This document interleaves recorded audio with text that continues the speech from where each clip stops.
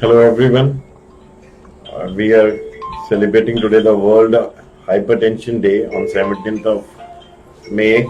I would like to tell all my viewers that in the hypertension there is around 1.3 billion patients who are being affected all over the world with the hypertension, and it is a single most preventable disease which has been taking a lot of lives with its further major complications. So what exactly is the hypertension?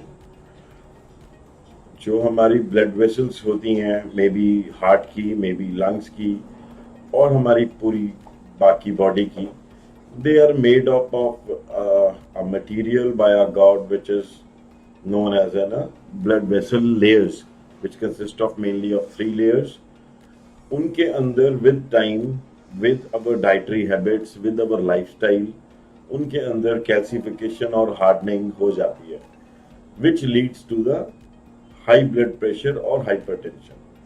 And in this hypertension, again further, if not prevented or not controlled, they lead to complications, जिनमें सबसे common complications हैं कि patient को stroke आना brain का, second number the kidney problems, the third heart problems, जिनमें heart attack, heart failure, both are significant.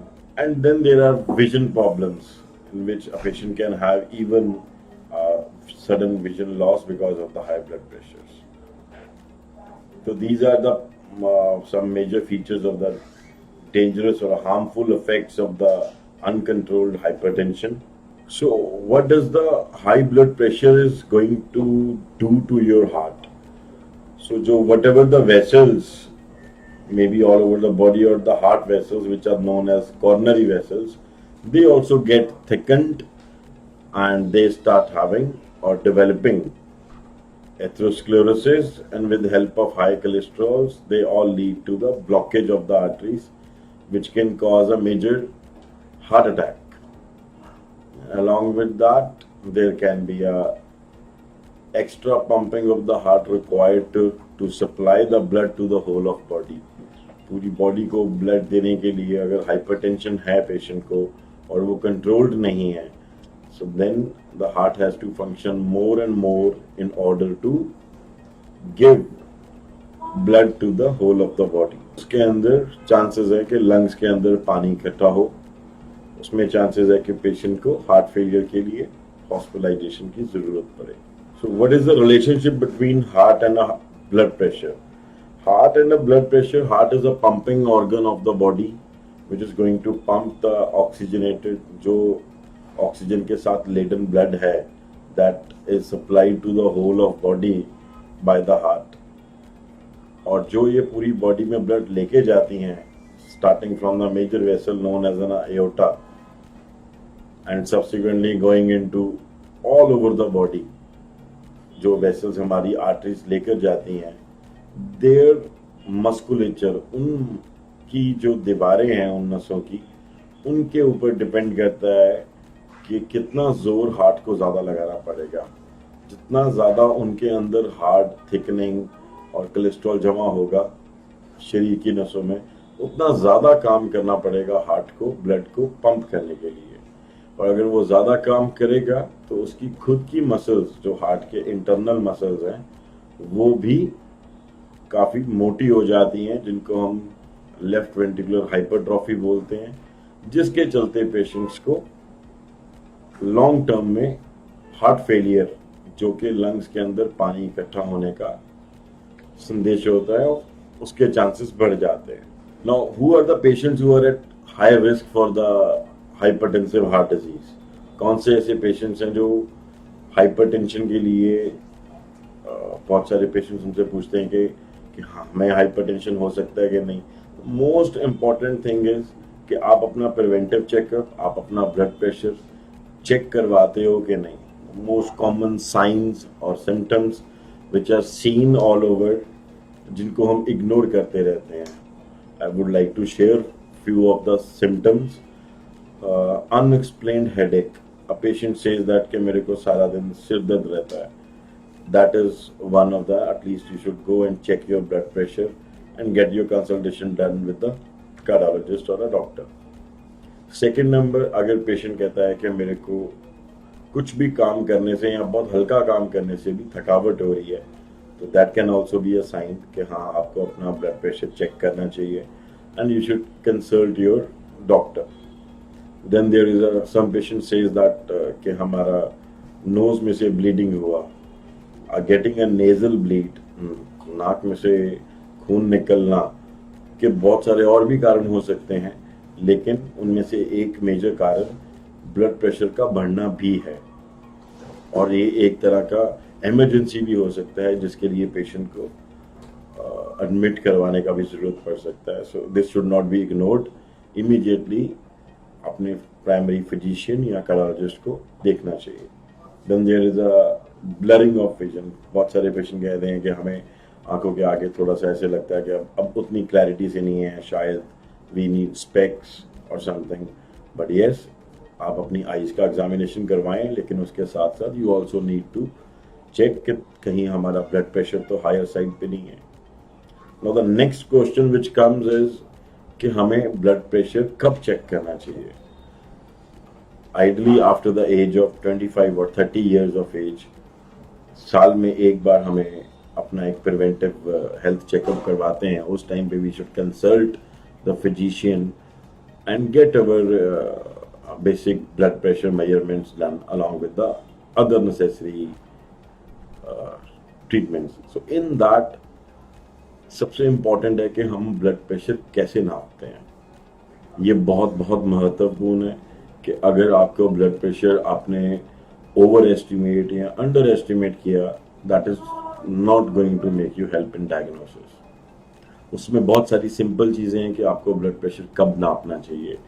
Preferably आप morning में नापें इसको, जबकि आप मॉर्निंग में you have gone for a slip for 8 to 10 hours, you are woken up from the sleep and sit on the chair for 10 to 15 minutes and then measure your blood pressure. कौन सी चीज़ों को avoid करना चाहिए? बिना tea coffee लिए, बिना exercise किए, बिना कोई स्मोकिंग किए, इन सब एक्टिविटीज़ के पहले ही आपका ब्लड प्रेशर चेक होना चाहिए. After doing any of such activity, blood pressure के बढ़ के आने के चांसेस ज़्यादा हैं.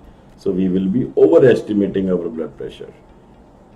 Then second important thing is कि 10 to 15 मिनट्स का rest before blood pressure. Yes, that is very important.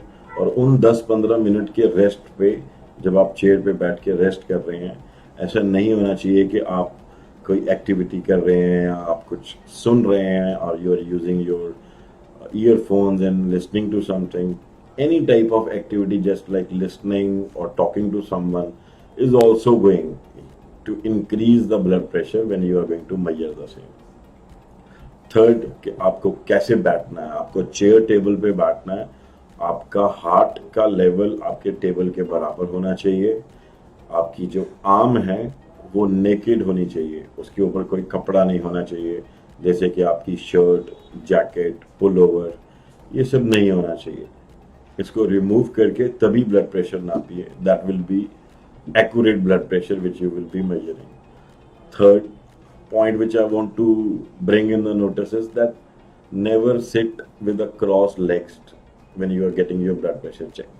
Even making your legs cross with each other also increases 5 to 10 millimeter of mercury blood pressure on a higher side. So these are the major ways of measuring the blood pressure. Main pitfalls जो हमारी होती हैं कि हम blood pressure को कैसे सही से नहीं नापते हैं. Even this World Hypertension Day, the theme is that we have to measure the blood pressure accurately, control it, and live longer. So this message has to be continued by at least making more awareness, ताकि हम और ज़्यादा awareness लेकर आ सकें for the patients कि हाँ, आपका blood pressure को check करना, उसको control करना, उसको treat करना is a very important part. There are few type of queries in which patients want to go for कि हाँ जी हमें ब्लड प्रेशर जब हम चेक कर लेते हैं हमारी मेडिसिन कब स्टार्ट होगा। यस, आपको दवाई अपने आप से खुद से स्टार्ट नहीं करना चाहिए। You should always consult a physician या कार्डियोलॉजिस्ट जो कि आपको सजेस्ट करे कि विच टाइप ऑफ मेडिकेशंस के साथ आपका स्टार्ट हो सकता है। Coming to the questions part, there is a question: do we take lifelong medication? It depends कि बहुत सारे पेशेंट्स को लाइफ लॉन्ग हाइपरटेंशन की मेडिकेशन की ज़रूरत पड़ भी सकती है, और कई लोग अपना लाइफस्टाइल को ओवर द टाइम मॉडिफाई अच्छे से कर लेते हैं, वो मेडिसिन से ऑफ भी हो जाते हैं। ऐसा नहीं है कि it has to be continue. It all depends कि आपका ब्लड प्रेशर कंट्रोल में with diet and lifestyle modification आता है या नहीं।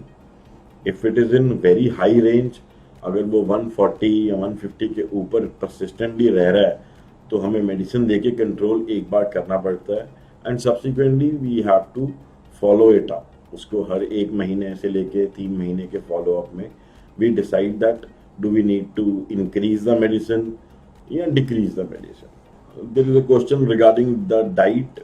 Yes, diet is a very important part. So सबसे मेजर चीज़ है जो ब्लड प्रेशर को बढ़ावा देती है वो है सोडियम। सोडियम जो कि मोस्ट कॉमनली हमारे डाइटरी पैटर्न्स में हमारे सॉल्ट इनटेक के अंदर सोडियम आता है। So whatever food we are eating we should be knowing that कि इन चीज़ों में से हमें ब्लड प्रेशर हाई होने के चांसेस ज़्यादा हैं। The most common thing is जो ये प्रोसेस्ड फूड्स आते हैं, प्रोसेस्ड मीट्स आते हैं, and then there are lot of junk food like the patient goes for or a person goes for a chips and all, so they have got very high content of salt. Whatever body requires is वो हमारे खाने की पौष्टिकता के अंदर sufficient हमें मिलता है। If we are taking 3 meals a day, breakfast lunch dinner, उसमें हम दाल सब्जी खा रहे हैं, उसके अंदर जितना कंटेंट सॉल्ट का होता है that is more than sufficient for the daily intake. हमें एडेड सॉल्ट नहीं लेना है, that is the first thing. Then there are queries के जैसे डायबिटीज़ में lot of fruits and things which need to be avoided. Hypertension में क्या हमें कुछ अवॉइड करना है कि नहीं? In hypertension you don't need to avoid any particular fruit, but yes there are few fruits which really promote. कुछ ऐसे फल हैं जो हमें हेल्प करते हैं हाइपरटेंशन को कंट्रोल रखने में, just like banana and pomegranate जिसको हम अनार कहते हैं। They are good fruits which help us in controlling the blood pressure. Then we need to control our cholesterol. So cholesterol control with help of diet is the best way. हमें processed food नहीं खाना है, हमें oily food नहीं खाना है, हमें fried food नहीं खाना है. We have to avoid all this. Anything which has to be cooked in a good oil, or we have to try that कि हम बाहर का ना खा के as much as possible we are going to take any diet, we are going to take it from the home only. Then there is a question कि अगर hypertension का patient है तो हम उसके कौन कौन से टेस्ट करवा सकते हैं? In investigation again it is a preventive checkup. अगर patient का age 30 to 50 years की age group में है, so then they need to go for a lipid profile. They have to see if they are having a screening of diabetes with the help of fasting blood sugar and other supportive like complete blood counts, renal function test and all. And if required, patient after consulting the cardiologist, they should go for a ECG and echocardiogram to rule out any significant abnormality inside the heart. Rest they can be further evaluated after seeing the physician. Kindly tell us the patient who are at the risk for a hypertensive heart disease. All the patients who are having a high blood pressure and they are having a long standing history, जिनका काफ़ी समय से blood pressure की बीमारी चल रही है और उसकी पहले मेडिसिन कम थी, अब धीरे धीरे वो बढ़ गई है, still it is uncontrolled, maybe that patient or some few of patients they are also having साथ में कोई और बीमारी जैसे कि किडनी की बीमारी साथ में चल रही है। ऐसे वाले पेशेंट्स में हमें पेशेंट को बीपी को कंट्रोल करना with a good number of medications is required. But yes, if your patient is having a long-standing history of hypertensive heart disease, they hypertension, they are going to develop hypertensive heart disease. पहले माना जाता था कि जिन लोगों को heart attack आता है वही पेशेंट्स को लंग्स में पानी इकट्ठा हो सकता है हार्ट के कारण, क्योंकि उनका हार्ट का पंपिंग पावर कम हो जाता है. लेकिन हाइपरटेंशन एक ऐसी बीमारी है जिसमें हार्ट की पंपिंग पावर नॉर्मल होती है, लेकिन स्टिल उस पंपिंग पावर के साथ भी पेशेंट को हार्ट फेलियर, जो कि हम कलेक्शन ऑफ फ्लूइड बोलते हैं लंग्स में हार्ट के चलते, वो देखा गया है, जिसको हम आजकल heart failure with preserved injection fraction बोलते हैं. सो दे in early age the males are more common. In older age group, females, they are equally having a higher number of hypertensive heart disease. So it is not like that कि ये mails में ज़्यादा होगा या females में ज़्यादा होगा. किसी को भी अगर लॉन्ग स्टैंडिंग हाइपरटेंशन की हिस्ट्री है, they are at risk of developing hypertensive heart disease. अगर उनका बीपी अनकंट्रोल्ड है, अगर उनका बीपी कंट्रोल्ड है और वो रेगुलर फॉलोअप्स में है, so there will be less likely chance that they'll develop hypertensive heart disease. Which body organs affected the most with uncontrolled hypertension? I told this in the, but I'll repeat that the most common organ affected is brain, जिसके अंदर stroke आता है, जो blood pressure बढ़ने के कारण brain की कोई ना कोई नस ब्लॉक हो सकती है या बर्स्ट कर सकती है. सो एक इस्केमिक स्ट्रोक होता है, एक हेमरेजिक स्ट्रोक होता है, दोनों में ब्रेन को डैमेज सिग्निफिकेंट होता है. तो हाइपरटेंशन को कंट्रोल करेंगे तो इन दोनों के चांसेस काफ़ी कम हो जाएंगे. सेकंड इज हार्ट, जिसके बारे में we have discussed hypertensive heart disease और heart failure, and along with that even heart attack के में भी hypertension is a major risk factor. Then third there is eye affects, जिसके अंदर हमें लगता है कि आंखों में सडन विजन लॉस तक के भी केसेस देखे जाते हैं. सो अगर हाइपरटेंशन कंट्रोल रहेगा, so then there will be less chances of any ocular complications. फिर नेक्स्ट हमारा आता है हमारी खुद की बॉडी की बाकी नसें, जिनमें मेजॉरिटी तौर पे देखा गया है कि जो लेग्स होती हैं उनकी जो नसें हैं उनमें ब्लॉकेजेस होने के चांसेस हाइपरटेंशन के पेशेंट्स में ज़्यादा होते हैं. So even that is preventable. अगर हम बीपी को कंट्रोल रखेंगे तो chances of getting that disease will be also very less. I guess all the queries have been sorted out. So in case you have got any further queries or you want to discuss any further on the hypertension topic, you can contact us at the Healing Super Specialty Hospital, Sector 34, Chandigarh. I, Dr. R.P. Singh, as a cardiologist, thanks to all my viewers for the same. Thank you.